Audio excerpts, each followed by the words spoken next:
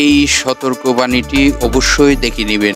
সম্মানিত বিনিয়োগকারী ভাই ও বোনেরা, আশা করি সবাই ভালো আছেন। মার্কেটে কিছুটা নেগেটিভ মুভমেন্ট দেখতে পারতেছেন। তো মার্কেট কিছুটা কারেকশন হওয়া প্রয়োজন ছিল, সেই কারেকশনটি হচ্ছে। এটা নিয়ে মানে কেউ আতঙ্কিত হবেন না। এটি বাজারকে খুবই শক্তিশালী একটি বাজার তৈরি করার জন্য হচ্ছে। তো এটি আমাদের প্রয়োজন ছিল এবং এটি হোক, এটা আমরা চাই। এবং এখান থেকে যখন মুভমেন্টটি আসবে, খুবই একটি ভালো মার্কেট এবং এই মার্কেটটি খুবই সুন্দর একটি স্টেবল মার্কেট আমরা দেখতে পারবো। তো আজকে একটি স্টক নিয়ে আলোচনা করব।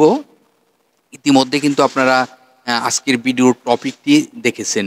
এই স্টকটিকে এখন সময় দেন, ভালো কিছু পেতে পারেন পেতে চাইলে।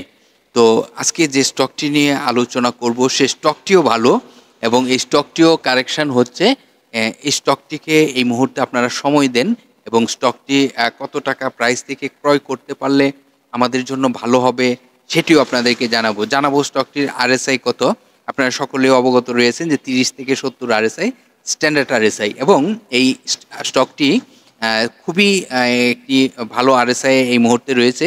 তবে আমরা চাইবো আরেকটু কারেকশন এবং এই স্টকটি কত টাকা প্রাইস থেকে আমরা ক্রয় করব সেই প্ল্যানিংটি আপনাদেরকে জানাবো। তো এই আলোচনাটি নিশ্চয়ই আপনারা চাইবেন শুনতে, বুঝতে।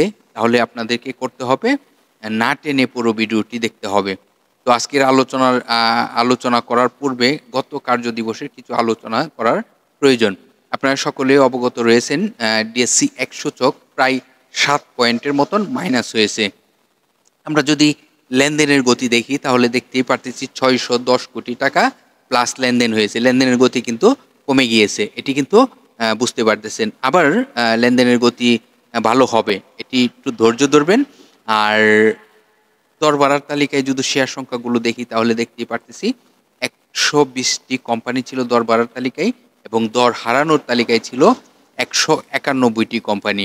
আর 83টি কোম্পানি ছিল যে প্রাইজে ওপেনিং হয়েছিল সেই প্রাইজে ক্লোজিং হয়েছে। আমরা যদি সেক্টরের দিকে তাকাই তাহলে দেখতেই পারতেছি জেনারেল ইন্স্যুরেন্স সেক্টরটি প্রথম অবস্থানে রয়েছে, তাও 18টি স্টক দর বাড়ার তালিকায় ছিল।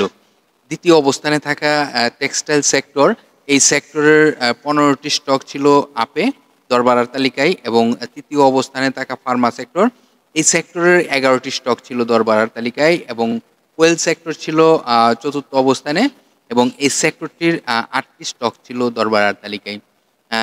মিউচুয়াল ফান্ড ছিল পঞ্চম অবস্থানে, এই সেক্টরটিরও 8টি স্টক ছিল দর বাড়ার তালিকায়। এই আমরা যেহেতু সবসময় 5টি সেক্টরকে বিবেচনা করি, তো এই ছিল সেক্টর এবং মার্কেটের অবস্থান। আজকের আলোচনার যে স্টকটি সেটি নিয়ে আপনাদের সাথে ডিসকাস করার চেষ্টা করি।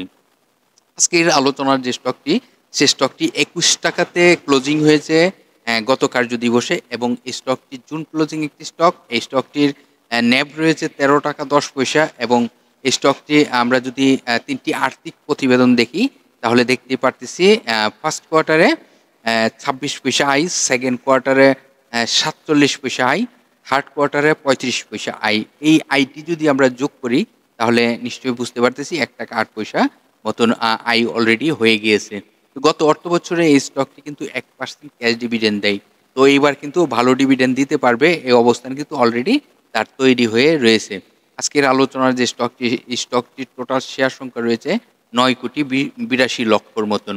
পাবলিকের হাতে এই মুহূর্তে শেয়ার সংখ্যা রয়েছে 5 কোটি 56 লক্ষর মতন। আজকের আলোচনার স্টকটির ডিএসসির ওয়েবসাইট থেকে আমরা আরও অনেক তথ্য সংগ্রহ করব। আপনারা সকলে অবগত রয়েছেন ডিএসসির ওয়েবসাইটে অনেক তথ্য থাকে।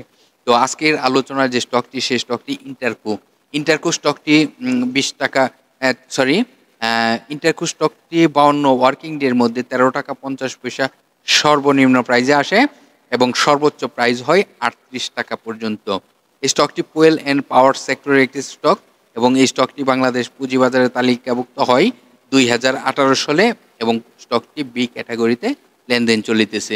এই স্টকটির ডিভিডেন্ড হিস্ট্রিটি যদি আমরা দেখি তাহলে দেখতে পারতেছি 2018 সালে তারা স্টক ডিভিডেন্ড এবং ক্যাশ ডিভিডেন্ড দিয়ে যাত্রা শুরু করে এবং এখনো পর্যন্ত তারা ডিভিডেন্ড নিয়মিত দিয়ে আসতেছে।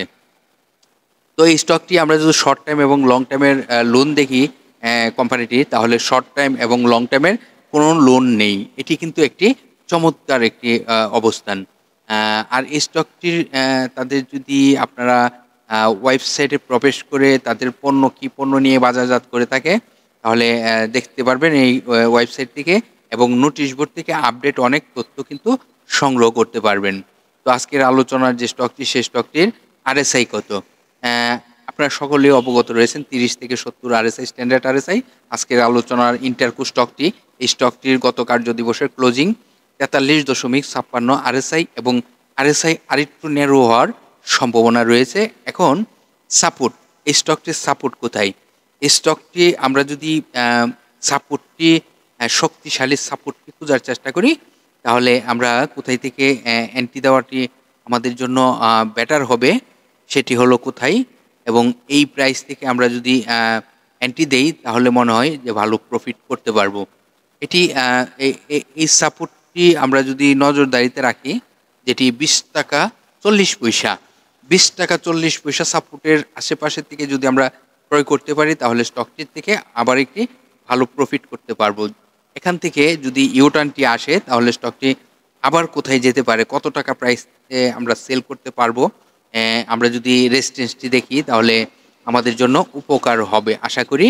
তাহলে আমরা এই প্রাইস থেকে যদি আমরা রেজিস্ট্যান্সটি দেখি, তাহলে কত টাকাতে তখন যাওয়ার সম্ভাবনা থাকবে, এই ধরনের একটি আইডিয়া। আর এটাকে আমরা রেজিস্ট্যান্স হিসাবে গণ্য করি। রেজিস্ট্যান্সটি কত সেটি প্রথমেই আমরা দেখব। স্টকটি 25 টাকা 90 পয়সা 26 টাকার দিকে দেখব। প্রথমেই আমরা কিন্তু 25 টাকা 90 পয়সা বলেন, 26 টাকা বলেন, 26 টাকাই ধরেন রেজিস্ট্যান্স। এই রেজিস্ট্যান্সটিতে ইউটার্নটি আসলেই আমরা দেখতে পারবো রিসেন্টলি। আর মার্কেট খুব শিগগির আবার ঘুরে যাবে আশাবাদী। মার্কেট ঘুরে গেলে কিন্তু এই স্টকগুলো ভালো প্রফিট দিবে। আর এই স্টকটির আয় ভালো রয়েছে, সব কিছুই ভালো রয়েছে, তাহলে স্টকটি কেন সেকেন্ডারি মার্কেটে প্রফিট দিবে না? নিশ্চয়ই এই স্টকটির থেকে ভালো প্রফিট করতে পারবেন যদি ধৈর্য ধরতে পারেন এবং স্টকটিকে নিয়ে এখন প্ল্যানিং করতে পারেন, তাহলেই আপনার পক্ষে সম্ভব এই স্টকটি থেকে প্রফিট করা। তো আজকের আলোচনার যে স্টকটি ইন্টারকো স্টকটি, এই স্টকের যে তথ্যগুলো আপনাদেরকে জানানোর চেষ্টা করলাম, আপনারা আশা করি এই ভিডিওটি টেনে টেনে যারা দেখেছেন তাদেরকে বলবো পুরো ভিডিওটি আবার দেখার চেষ্টা করুন, এবং ভিডিওটি বিভিন্ন সোশ্যাল মিডিয়া প্ল্যাটফর্ম শেয়ার করে অন্যদেরকেও শুনবার সুযোগ করে দিবেন। আজকের মতো এখানেই বিদায় নিলাম, আগামীকাল আবার আলোচনা হবে। ততক্ষণ পর্যন্ত সকলেই ভালো থাকেন, সুস্থ থাকেন, আল্লাহ হাফেজ।